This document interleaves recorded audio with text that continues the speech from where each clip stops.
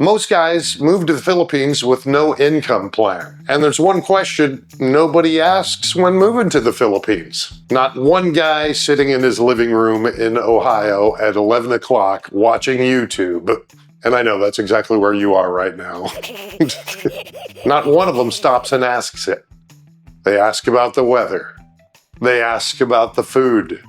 Some ask, are the women really as beautiful as everyone says they are? Well, they are, but that's not why we're here today. This is the question nobody asks. Where is the money coming from? Not do I have enough savings, but where is the money coming from? Because those are two different questions, and only the answer to one of them will keep you here. I've been in the Philippines almost 4 years. I've got a 13A visa, a wife, an 8-year-old daughter. I have a 2-year-old toddler who thinks she's the boss and is running around here, and I think she may have eaten something of mine earlier that I haven't identified yet. And I've got a boy on the way here within the next couple of days. Tarzan, that's what I want to name him. The wife's not going for it, but I think a nickname, at least I can nickname him Tarzan, right? Ron Eli was the coolest when I was growing up. The point is, I figured out a few things earlier, and so maybe you won't have to spend the next 4 years trying to figure them out yourself. We got a few things to cover today. Real income paths, what it takes to get them started, and how to build them before you land, not already after you're here burning through savings.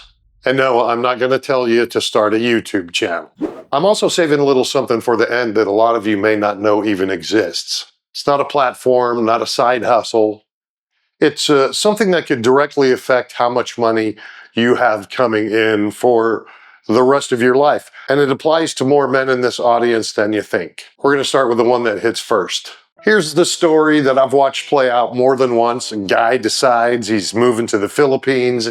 He's excited. He's done his research, cost of living, which city, maybe even has a woman that he's talking to. Got a year of savings, feels solid. He gets here and it's great. It's genuinely great. Beautiful country, warm people. His money goes further than it ever did back home. But 6 months in, the savings are dropping faster than he planned. Because he wasn't planning for reality, he was planning for the highlight reel. Therefore, he starts to panic. Start making rush decisions, take the first thing that comes along, or just go home. And I'm not saying this to scare you, I'm saying it because the fix is simple. It just has to happen in the right order. The Philippines is one of the most affordable places on earth to live well. I mean that. But cheap isn't free. And a runway of savings is time, it's not strategy. The men that are here still 5 years later, they figured it out. They figured out the income before they booked the flight. Not on the plane, not after they landed, before. Everything I'm about to tell you, do it now. Not when you're ready, now. Most people don't realize how many legitimate remote jobs are posted every single day on platforms you may already know. Like Indeed. You think of it as a job board for maybe going to the office. Filter by remote, and you've got thousands of US jobs that don't care where your office is located. You could be sitting anywhere doing the work, whether it's Cincinnati or Samar. They don't know. They don't need to know. LinkedIn Jobs, same filter. Set up job alerts for your field. Apply from wherever you are. Your LinkedIn profile doesn't have your address on it, and they don't need to know it. Check out Dynamite Jobs. Now, this one is specifically built for remote jobs. Every listing is remote by design. Not remote as an afterthought on a job that was never meant to be remote. Another one, we work remotely. Same idea, curated, focused. It's worth the bookmarking at least. Now you think of the time zones. Philippines time zone, it's 12 to 15 hour difference depending on the US East or West Coast. If you hear that and think it's a problem, it's not. It's a sales pitch. Night shift customer support. overnight data processing, anything that needs somebody who's awake and functional when the US offices are asleep. You're not working around the time zone, you are the solution to the time zone. Just frame it that way in every cover letter that you write. Now there's freelancing. That's not a remote job, it's something entirely different.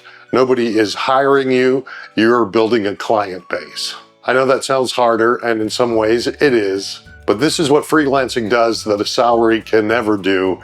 It can never lay you off. So that means that it is worth at least understanding. Upwork, that's where most people start. They have the biggest platform, they got the most clients, most competition. The key, and I can't stress this enough, is your profile. If you show up to Upwork with 0 reviews, 0 portfolio, a profile that looks like you just whooped it together in 10 minutes, you're going to be invisible. The algorithm is going to bury you. So this goes back to when I said, do it now. Build your Upwork profile before you move. Get your first 2 or 3 gigs done while you're still stateside, because 3 5-star reviews will turn the algorithm into your friend as opposed to your enemy. And that is totally the difference between invisible and findable. Unless, of course, you're starring in the Hollywood remake of The Invisible Man, but then again, still nobody would see you, so it wouldn't do you any benefit. Fiverr is another one. It's gig-based. It's like you come up with something that you want to do, you set a price for it, and you can tier it, the first, second, and third tier, depending on how much you will do for each gig. Basically, if you have a skill, there's a gig for it. I'll point out that a 62-year-old American with a radio voice has a good chance of voiceovers on Fiverr. And I did Fiverr years and years ago, but I developed a client base many years past that I just don't use that anymore. But if it can help you, go for it. Just saying.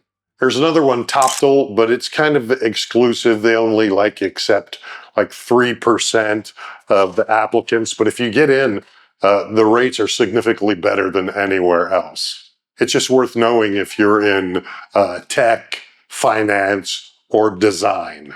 It's a good site.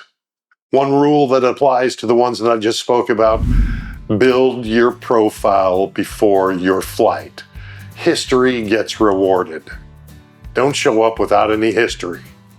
And don't forget the 10 non-negotiable rules for living in the Philippines. It's in the description below. It's for you. It's absolutely free. So let's move on. LinkedIn is not a job board. Most people use it as like a resume that they update every 2 to 3 years. But used right, LinkedIn is how you can get clients to come to you. Here's what that actually looks like. You're a bookkeeper, maybe a project manager, an HR consultant, a trainer, I don't know, a marketing person. But whatever you are doing professionally, you update your LinkedIn and say you're available for remote contract work. Don't just leave it at that. Start posting content in your area of expertise. Connect with decision makers in your industry. You're not applying for jobs, you're just becoming visible to people. Building a clientele, a client base. But again, it doesn't happen in a week. It takes time to build.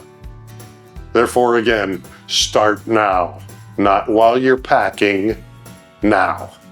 Your future self sitting somewhere on a porch in the Philippines is going to thank your current self for getting it done now and opposed to waiting 6 months from now. All right, I promised you something about Google, and I'm delivering it now. This is the one on the list that costs nothing or close to nothing. And it can change what you're qualified for in about 6 months. I'm talking about Google Career Certificates. Google has partnered with Coursera to offer professional certificates in fields that are hiring right now, not fields that used to hire, the ones that are hiring right now. IT support, data analytics, cybersecurity, project management. It's not a degree, it's not a 2-year commitment, 6 months, part-time, some take even less. And here's the part that most people don't know. You can actually apply for financial support on Coursera, and it won't even cost you a thing. And a lot of these are free also. IBM has a similar program. Meta offers free certifications in digital marketing and social media. You got HubSpot certifications, free, completely free. All of them recognized by employers who are actively posting remote positions. But you got to remember, and this is important, you're not doing this to hang a certificate on the wall, the I love me wall. You're doing it because this qualifies you for remote roles, freelance work that you couldn't touch before. A Google Project Management Certificate plus a LinkedIn profile that shows you're available for contract work is a real income path built in 6 months at your kitchen table before you ever stepped on a plane. Somebody told me years ago about these certificates, and they use them all the time. They work for the government, and they are killing it. Okay, I got something for you on Social Security. Here it is. Now look, I'm not a financial advisor. I'm a 62-year-old guy living on Samar with a toddler, a daughter, and another one on the way. So my credentials on this topic is lived experience and asked a lot of questions. So go talk to an actual Social Security advisor, but listen to this first. Most people know the longer you wait to claim Social Security, the larger your monthly benefit. Wait until 70 instead of 62, significantly more money every month for the rest of your life. But what most people don't know, and I mean genuinely don't know this, is this. If you've got children under 18 years of age when you start claiming, or children still in school, those children may qualify for their own Social Security benefit based on your record. How can I simply put this? Say your max at 70 when you retire is $3,000. That means if you retired at 62, your children would be eligible for 50% of your maximum retirement.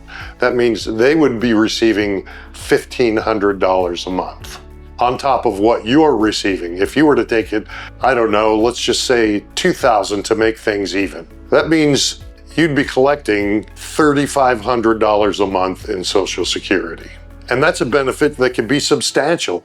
It's called the Child in Care benefit, and it's not talked about nearly enough. Now, I'm not going to get into my specific situation on camera. What I will tell you is that for men in this audience and men who have married younger women and have young children, this is a conversation definitely worth having with a Social Security advisor before you decide when to claim. Again, the Child in Care benefit. I'm just saying the timing of when you file could look very different once you factor this in. Having a baby at 62 comes with a lot of things I didn't expect.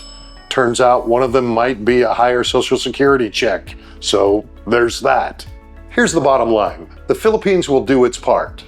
It's really one of the most affordable places in the world to build a real life. I'm living proof of that, but it can't do your income planning for you. Figure that path out before the flight. Build it before you land and show up prepared. The Philippines will reward you for that. Show up unprepared? Well, you've seen the guys that go home. Don't be that guy. 10 non-negotiable rules. It is in the description, absolutely free. Want to talk one-on-one? Emails below, real conversation, no sugarcoating, no charge for the first 5 minutes of honesty. And if you're planning on making the move, you're here, or you just want something entertaining to watch, check this one out. Been here almost 4 years. And also, if you plan on dating, you want to check this one out as well. Thank you very much. Be excellent to each other. Remember, this was never about the Philippines. It's about how you show up when you get here. We'll see you in the next video.